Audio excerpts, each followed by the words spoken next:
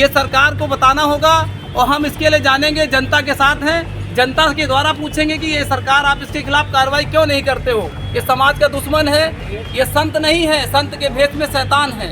हम इसके खिलाफ जोरदार मांग करते हैं कि इसके खिलाफ मुकदमा दर्ज किया जाए, इसको तुरंत जेल भेजें। यदि नरसिंहानंद सरस्वती के पैगंबर मोहम्मद पर आपत्तिजनक बयान के खिलाफ AIMM ने कमिश्नर को दिया ज्ञापन। ऑल इंडिया मजलिस इत्तेहादुल मुस्लिमीन की कमिश्नर को ज्ञापन देकर पैगंबर मोहम्मद पर यति नरसिंहानंद सरस्वती के खिलाफ मुकदमा दर्ज कर कठोर कार्रवाई की मांग की। बता दें कि विगत 29 सितंबर को गाजियाबाद के लोहिया नगर स्थित हिंदी भवन में एक सेवा संस्थान की तरफ से आयोजित कार्यक्रम में डासना मंदिर के तहत महंत यति नरसिंहानंद सरस्वती ने अपने वक्तव्य में धर्म विशेष के खिलाफ विवादास्पद टिप्पणी की, जिसको लेकर विवाद खड़ा हो गया। हालांकि गाजियाबाद पुलिस ने धार्मिक भावनाओं को भड़काने और आपत्तिजनक बयान देने में यति नरसिंहानंद के खिलाफ मुकदमा दर्ज कर लिया है। मैं ऑल इंडिया मजलिस इत्तेहादुल का अधिवक्ता संघ का अध्यक्ष हूँ, जिला प्रभारी हूँ और आज हम लोग यहाँ पर एकत्रित हुए हैं ऑल इंडिया मजलिस इत्तेहादुल मुस्लिमीन के लोग अपनी पूरी नगर इकाई, जिला इकाई के साथ कि गाजियाबाद में रहने वाला एक कथित संत है यति नरसिंहानंद, जो हिंदू मुस्लिम भाईचारे का कट्टर दुश्मन है। वो आए दिन ऐसी बयानबाजी देता है जिससे कि हिंदू मुस्लिम एकता में एक दरार पैदा करने की कोशिश करता है, सांप्रदायिक माहौल बिगाड़ने की कोशिश करता है।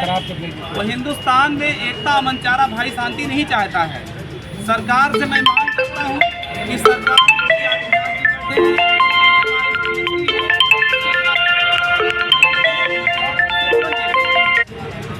ठीक। नगर अध्यक्ष मैं कानपुर नगर अध्यक्ष दिलदार गाजी MIM से।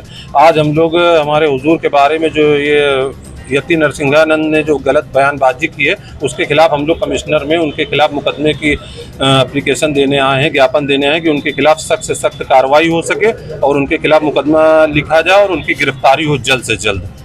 इस तरीके के बयान जैसे आपने बोला है कि इसे धार्मिक माहौल और सौहार्द बिगाड़ने की कोशिश की गई, उस पर आप क्या कहना चाहते हैं? ये एक बार नहीं, ये कम से कम 5 बार ये दे चुका है, लेकिन इसके खिलाफ कोई भी गिरफ्तारी नहीं हो रही। पूरे हिंदुस्तान में इसके खिलाफ एप्लीकेशनें दी जा रही हैं, ज्ञापन दिया जा रहा है, लेकिन सरकार खुद ये काम करा रही है। तो सरकार की मंशा है कि दंगा कराने की मंशा है। हम लोग मुसलमान इतना बर्दाश्त कर रहे हैं, लेकिन सरकार इस चीज़ को समझ नहीं रही है। अभी आपने कमिश्नर साहब मुलाकात हुई? अभी हमने कमिश्नर साहब को ज्ञापन दिया, उन्होंने आश्वासन दिया कि हम इनके खिलाफ मुकदमा लिख करके उचित कार्रवाई करने का काम करेंगे। विवादों में रहने वाले यादव जो फिर अभी एक नया विवाद में आ गए, इसको लेकर इनका एक जो वायरल हो रहा है। गाजियाबाद में उन्होंने उसमें एक विवादित बयान दिया जिसको लेकर मुस्लिम धर्मों में बड़ा आक्रोश है, काफ़ी गुस्सा है और कहीं ना कहीं देखा जाए कि ये ऐसे विवाद में रहते हैं और ऐसे वीडियो इनके वायरल होते रहते हैं। मगर जो इस टाइम जो उन्होंने बोला है जिसको लेकर काफ़ी जगह जो है इनका विरोध चल रहा है, वही कानपुर में MIM के शहर अध्यक्ष जो है वो उन्होंने यहाँ पर आके कमिश्नर साहब को ज्ञापन दिया है और ज्ञापन देने के बाद कहा गिरफ्तारी की बात की है। हमारे साथ अध्यक्ष जी जुड़े हैं, इनसे बात करते हैं। मेरा नाम दिलदार अली गाजी, मैं कानपुर नगर अध्यक्ष। हम लोगों ने आज अपने शौकत अली साहब प्रदेश अध्यक्ष जो हमारे हैं, उनके कहने पे आज हमने कमिश्नर साहब को ज्ञापन दिया है, उनकी गिरफ्तारी के लिए मांग की है और उनसे ये भी कमिश्नर साहब से कहा है कि उनके ऊपर सख्त से सख्त कार्रवाई होनी चाहिए, क्योंकि ये 4 से 5 बार करीब ये इस तरीके की हरकत कर चुके हैं और इसमें कहीं ना कहीं BJP और RSS इन्वॉल्व है। उनके कहने पे ये सब हो रहा है। वो चाहते हैं कि हमारे हिंदुस्तान में नफरत फैले और दंगा हो हर जगह, क्योंकि कुछ दिनों बाद चुनाव आ रहे, कुछ चुनाव इसी साल है, कुछ चुनाव अगले साल है। यही हाल महाराष्ट्र का है, वहाँ पे भी हमारे यहाँ तो राणे करके एक नाटा है 2.5 फीट का आदमी, वो भी इसी तरीके से बोल रहा है। एक महाराज गिरी है, वो भी इसी तरीके से बोल रहे, लेकिन वहाँ की भी सरकार कोई कार्रवाई नहीं कर रही है। हमारे जो महाराष्ट्र के प्रदेश अध्यक्ष इम्तियाज जलील साहब, उन्होंने भी अभी एक बहुत बड़ा प्रोटेस्ट किया था, आप लोगों ने देखा होगा, लेकिन सरकार कहीं भी टस से मस नहीं हो रही और अब तक हम लोग बहुत सहन कर चुके। मुसलमान इतना बर्दाश्त कर रहा है, तो हम सरकार से यही उम्मीद करना चाह रहे हैं कि सरकार इसके ऊपर सख्त से सख्त कार्रवाई करे और हम चाहते हैं कि इसके ऊपर कम से कम NSA जरूर लगाया जाए। कई दिन पहले हमने बात सुनी है, जाहिर सी बात है अल्लाह के रसूल सल्लल्लाहु अलैहि वसल्लम के शाने वाला बयान में इस तरह की बात कहना ये बहुत बड़ा दिल रखने वाला, यानी कि दिल क्या बल्कि वो दिल आप ये कहें कि ऐसा दिल है कि जिसमें शायद सिर्फ इंसानियत इसका ज़रा सा भी दर्द है ही नहीं। और अल्लाह के रसूल सल्लल्लाहु अलैहि वसल्लम की शान में अगर कोई गुस्ताखी करता है तो ये गुस्ताखी हम हरगिज़ बर्दाश्त करने वाले नहीं। जाहिर सी बात है, अगर ज़रा सी भी ईमानी हरारत किसी के अंदर अगर बाकी है तो वो इंसान अल्लाह के रसूल की शान में नाज़िबा अल्फाज बिल्कुल बर्दाश्त नहीं करेगा। इसलिए हमारी सिर्फ इतनी मांग है कि आप शख्स को, जिस शख्स ने बदतमीज़ी की है, इस इंसान को जल्द से जल्द गिरफ्तार किया जाए ताकि वो दोबारा इस तरह की हरकत कभी न करे। मेरा नाम जनाब हाजी सफदर अली अशरफी है। मैं कादरी जामा मस्जिद का खजानची हूँ और मेरा कहना ये है, जालिम लोग जिस तरह से बुरी बुरी बातें कहते हैं, गलतियाँ करते हैं और हुकूमत खामोश चुपचाप बैठी रहती है, उनके ऊपर कोई एक्शन नहीं लेती। अगर पहले कभी एक्शन लिया गया होता तो आज उसकी हिम्मत न पड़ती को दोबारा ऐसी बात कहता।